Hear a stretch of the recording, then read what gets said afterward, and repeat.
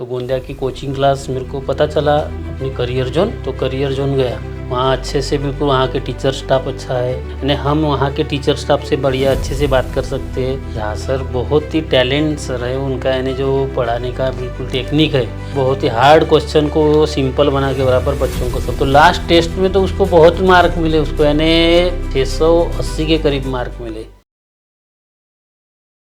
बहुत खुशी हो रही है हमारे को।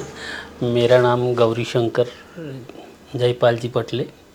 मेरा education MSc mathematics, MA in English literature, B.Ed, और अभी फ़िलहाल मैथ टीचर करके स्वामी विद्यालय डोंगरगांव, यहाँ से 4 किलोमीटर है, वहाँ मैं कार्यरत हूँ 1996 से।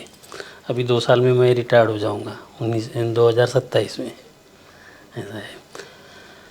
मेरे को 2 बच्चे हैं, एक लड़का एक लड़की। लड़का 2021 में गवर्नमेंट मेडिकल कॉलेज अकोला में लगा MBBS के लिए। लड़की इसी साल MBBS के लिए GMC नागपुर में उसका नंबर लगा। लड़की का यानी लड़का तो नहीं, क्या वो उस समय कोरोना था, तो कोरोना के कारण घर से पढ़ाई किया उसने। लड़की ने पहले दूसरी एक कोचिंग, पिछले साल 12वीं हुई उसके, दूसरे कोचिंग में उसका बराबर दिमाग यानी बराबर ये नहीं हुआ, यानी सहेलियाँ बराबर नहीं थी, उसके कारण वहाँ से कोचिंग छोड़ दी। फिर घर में पढ़ाई की।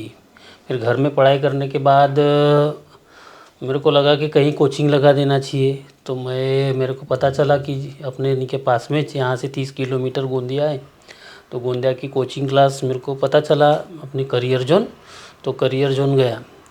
करियर जोन में मैंने पूछा कौन यहाँ के इनके main head of the department है, तो मेरे को झा सर के बारे में बताए। झा सर से मिला मैंने, तो झा सर मेरे को पूरा यानी क्या अपने वो कोचिंग के बारे में समझा दिए। तो फिर बाद में मेरी लड़की 2 दिन के बाद मैंने उनके बिल्कुल अपने करियर जोन के साइड में एक रूम लिया। वहाँ रूम में मेरी लड़की रही और वहाँ से नीचे बिल्कुल हर दिन नीचे अपने college career zone coaching class में जाती रही। वहाँ अच्छे से बिल्कुल वहाँ के टीचर स्टाफ अच्छा है, टीचर स्टाफ ने अच्छा उनका यानी कोऑप किए, तो उसके कारण उसको अच्छा यानी नहीं कि उसके जो मार्क संडे को यानी जो एग्ज़ाम होती थी अच्छे मार्क मिले उसको, 600 के ऊपर मार्क मिले। पहले टेस्ट में तो उसको 650 मिले, फिर उसको यानी नहीं कि 600 के करीब मिलते थे बिल्कुल हर एक टेस्ट में 600। और लास्ट जो नहीं क्या हुई जिस समय यानी चौथे महीने की मेरे ख्याल से 25, हाँ चौथे महीने में जो भी टेस्ट हुई, तो लास्ट टेस्ट में तो उसको बहुत मार्क मिले, उसको यानी 680 के करीब मार्क मिले लास्ट वाली। तो मेरे को उस समय लगा कि मेरी लड़की बिल्कुल कम से कम 600 तो लेगी, लेकिन इस साल का पेपर टफ रहने से यानी जो फिजिक्स का पेपर ज़्यादा टफ था, इसके कारण मेरे को लगा कि इस साल फिर बाद में हमने एग्ज़ाम होने के बाद चेक किए उसके पेपर, तो हमारे को पता चला कि इसके मार्क तो 550 से भी कम आ रहे। फिर मैंने फ़ोन से बात किया झा सर से, तो झा सर ने बताया कि सभी के पेपर इस साल थोड़े से यानी नहीं क्या उतने अच्छे नहीं गए, तो नंबर गवर्नमेंट मेडिकल कॉलेज में लग सकता है करके सर ने बताए थे। बस उसके बाद नहीं क्या फिर ये जो इसी ये प्रोसेस हुई, तो प्रोसेस से हमने नहीं क्या जो भी किए तो उसका नंबर नागपुर में लग गया। हाँ यानी नहीं क्या हम खेड़े में रहने वाले, तो खेड़े के हिसाब से नहीं कि हमारे को लगा कि बिल्कुल बहुत ही अच्छा है, यानी हम वहाँ के टीचर स्टाफ से बढ़िया अच्छे से बात कर सकते हैं। टीचर लोगों ने भी हमारे से अच्छे से बात की है। और हम जो बाहर के कोचिंग में गए नागपुर गए, तो नागपुर के कोचिंग में सर लोग वहाँ के जो टीचर लोग थे वो बराबर ठीक से बात नहीं कर रहे थे, तो हमारे को लगा, और वहाँ का वातावरण थोड़ा अलग लगा। हमारे बच्चे खेड़े पाड़े में पढ़े पहले, फिर मेरे स्कूल में पढ़े, मैं अभी टीचर हूँ ये डोंगरगांव में, तो वहाँ से नहीं कि वहाँ से 12वीं की उन्होंने, वहाँ से 12वीं पास की लड़की ने और लड़के ने भी।